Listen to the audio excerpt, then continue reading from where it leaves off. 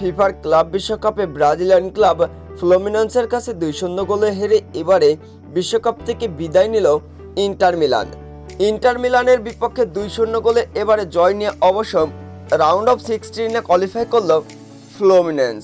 Match শুরু হওয়ার মাত্র 3 মিনিটের মাথায় দুর্দান্ত এক গোল করে বসেন আর্জেন্টাইন ফুটবলার জার্মান কানো। এরপরে অবশ্য একের পর এক আক্রমণ হতে থাকে ইন্টার মিলান এবং ফ্লুমিনেন্সের মধ্যে, তবে কেউ কোনো গোল করতে পারে না প্রথম অর্ধে কিংবা পরের 90 মিনিটেও। দ্বিতীয় অর্ধের 90 মিনিট শেষে অবশ্য 1-0 গোলে এগিয়ে থাকে ফ্লুমিনেন্স।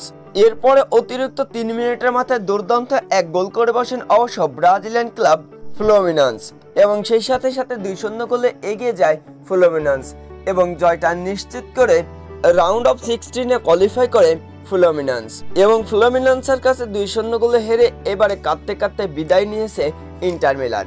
ফ্লুমিনেন্সের হয়ে কোনো গোল করতে না পারলেও এই দিন ব্রাজিলিয়ান ফুটবলার 42 বছর বয়সে দুর্দান্ত খেলেছেন থিয়াগো সিলভা।